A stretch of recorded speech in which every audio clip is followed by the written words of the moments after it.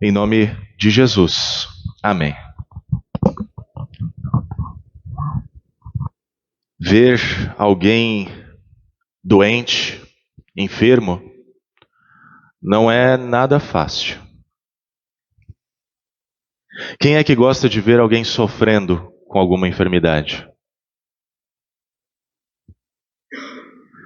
Desde quando eu entrei no seminário para me tornar pastor da igreja, a tarefa que mais me deixava angustiado era visitar pessoas doentes no hospital.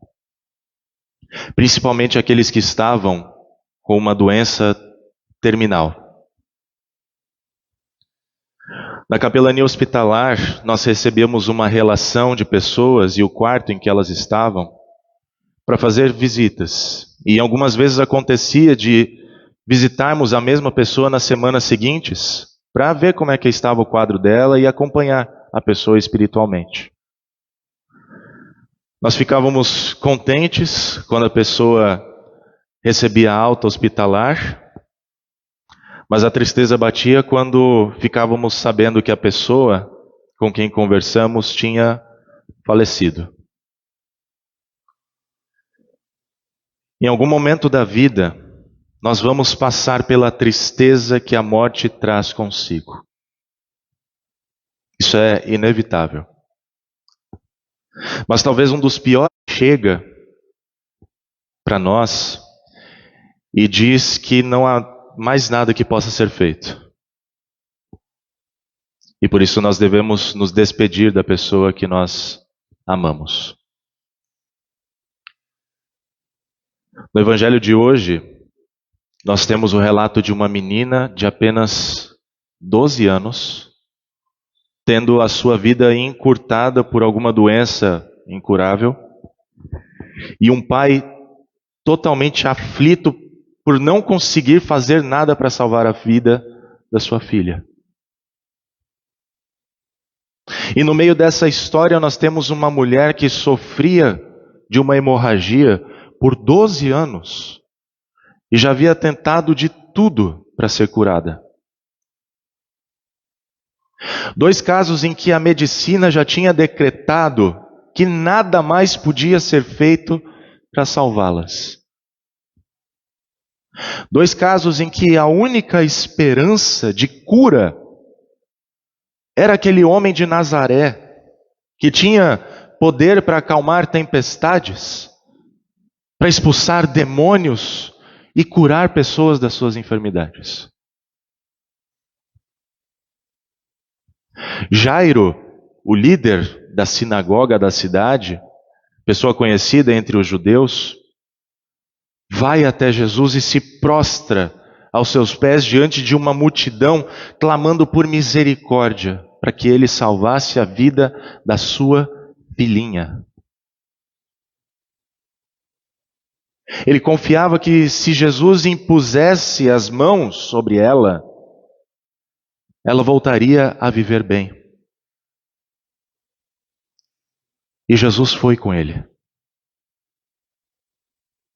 Pelo estado de saúde da filha de Jairo, era bem provável que ele estivesse apressando os passos de Jesus e dos discípulos para que chegasse o mais rápido possível até a sua casa, antes que fosse tarde demais.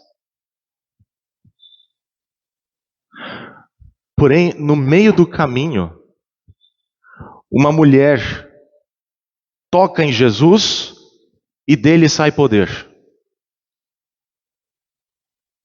Jesus simplesmente para de caminhar e pergunta para a multidão quem havia tocado nele. Silêncio. A mulher que havia tocado, amedrontada, trêmula, se colocou aos pés de Jesus e declarou-lhe a verdade: fui eu. Para alguns, ela estava atrasando o mestre para chegar ao seu compromisso de salvar alguém da morte. Mas para Jesus, ele estava salvando a vida de mais uma filha que estava com seus dias contados.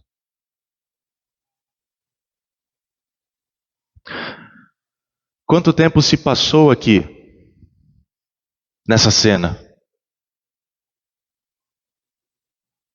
Tempo suficiente para que outras pessoas da casa de Jairo, que estavam lá, vendo a filha dele sofrer, chegassem com a trágica notícia: a sua filha morreu.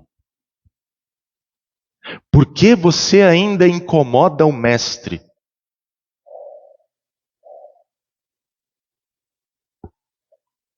E Jesus mostra que estar com aquele que sofre não é um incômodo para ele.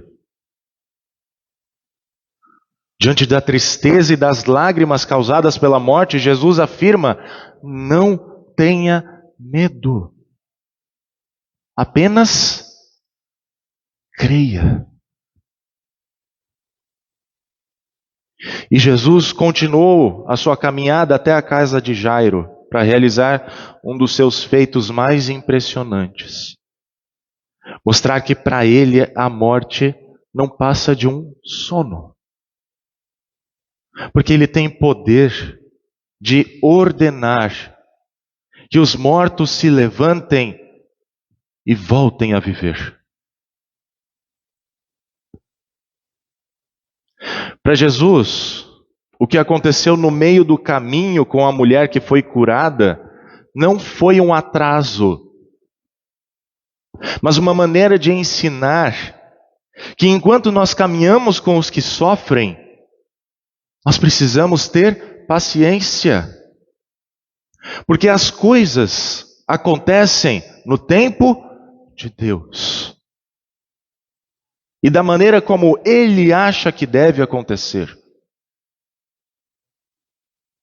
E aqui nós precisamos ser lembrados da petição do Pai Nosso que mais mexe com o nosso coração em tempos de aflição, em tempos de tristeza.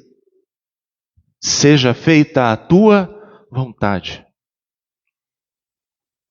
Que vontade é essa?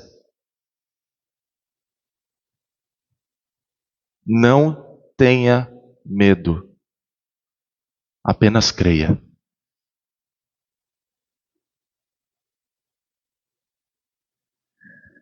Talvez você já tenha sofrido muito ao receber a notícia de que não havia mais nada a ser feito para salvar a vida daquela pessoa que você amava. Talvez você já declarou, já clamou a Deus pela saúde de alguém, como Jairo suplicou com insistência a Jesus. Talvez você se identifique com as pessoas que estavam chorando por terem recebido a notícia do falecimento de alguém tão querido. Mas o que eu gostaria que acontecesse na sua vida foi o que aconteceu com aqueles que viram o milagre de Jesus. Eles ficaram muito admirados. Essa admiração veio pelo fato de verem que a morte não tem a palavra final quando Jesus está envolvido na história. Ele é o Senhor sobre a vida e é o Senhor sobre a morte. Nem mesmo a morte pode detê-lo. A morte pode ser a coisa mais terrível que nós teremos de enfrentar. Afinal, ela não faz parte do plano original de Deus para o ser humano. Ela surgiu por causa do um inimigo que nós temos. Mas Jesus veio ao mundo, fim ao poder que a morte tinha. Tal é a misericórdia do nosso Senhor Jesus Cristo, que se humilhou até a extrema pobreza da vida, chegando à morte, naquela pobreza da cruz, para que nós nos tornássemos ricos em vida, para termos vida em abundância através do perdão contra a nossa doença mortal do pecado. Pelo fato de Jesus vencer o poder da morte com a sua ressurreição dentre os mortos, o mesmo que ele disse para aquela menina, será dito para todos nós no último dia. Levantem-se. E não importa se a pessoa creu ou não, todos se levantarão e seguirão para os seus destinos eternos. Uns para a vida eterna e outros para a vergonha e horror eterno. Todos os que creem em Jesus Cristo abrirão os seus olhos e poderão desfrutar da alegria que vem pela manhã, quando as trevas já não mais existirão e todo tipo de dor e angústia cessará, passará. É essa esperança que nos dá forças para vivenciar o luto quando nós temos que dizer até logo para uma pessoa que nós amamos. É isso que nos ajuda a encarar a nossa própria morte, caso ela venha antes que Cristo retorne no último dia. E nós sabemos que nessa caminhada do sofrimento que nós passamos neste mundo, Jesus vai conosco. Conta a história que uma família viajava de carro com os vidros do carro aberto. Até que uma abelha entrou no carro e começou a voar para lá e para cá. Uma menininha muito alérgica à picada de abelhas se encolheu no banco de trás do carro, porque se ela fosse picada, ela morreria em poucas horas. Então ela começou a gritar desesperada para o seu pai: papai, é uma abelha, ela vai me picar. O pai então parou o carro e tentou pegar a abelha.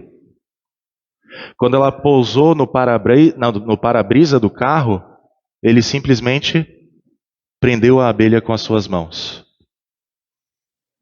E segurando a abelha na sua mão fechada, aconteceu o que ele esperava. A abelha picou ele. Então o pai soltou a abelha e ela saiu voando pelo carro de novo. E a menina se assustou e começou a gritar: papai, a abelha vai me picar. E o pai, ainda com dor na mão, por causa da picada, disse tranquilamente para sua filha: não tenha medo, meu amor. Ela não pode mais picar você. Olha na minha mão, o ferrão dela está aqui.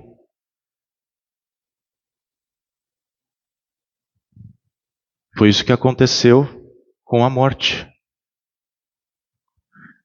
Em 1 Coríntios, capítulo 15, o apóstolo Paulo diz que o ferrão da morte foi removido. Ele se alegra porque o poder da morte para nos destruir foi quebrado. Onde está, ó morte, a sua vitória? Onde está, ó morte, o seu poder de ferir?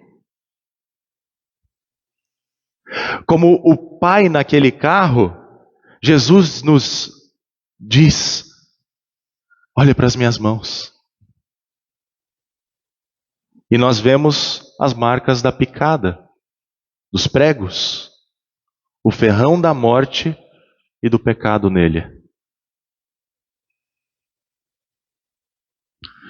Por nossa causa, em nosso lugar, Jesus sofreu toda a dor da condenação ao inferno que estava sobre nós. Mas pela sua ressurreição, ele reduziu a morte a uma abelha que perdeu o seu ferrão. A sua vitória sobre a morte se torna nossa por meio da fé. E para nós termos certeza de que isto é verdade, Jesus nos deixou duas coisas importantes. O batismo, para nós morrermos com Jesus e ressuscitarmos com Ele. E a Santa Ceia, para nós anteciparmos a nossa morte e a nossa entrada no céu. É assim que Jesus nos diz hoje: não tenha medo, apenas creia que eu estou com você. Sabendo de tudo isso, só podemos afirmar com Jeremias que o Senhor é bom para aqueles que esperam nele, para aqueles que o buscam. Alguns esperam a ajuda do Senhor por horas, como Jairo. Outros esperam a ajuda do Senhor por anos, como a mulher enferma. Mas uma coisa é certa: aqueles que esperam no Senhor não se decepcionam, porque Ele é bom e faz o que precisa ser feito no seu devido tempo. As misericórdias do Senhor não têm fim, renovam-se a cada manhã, grande é a tua fidelidade. A minha porção é o Senhor, diz a minha alma, portanto, esperarei nele. Bom é aguardar a salvação do Senhor. Amém.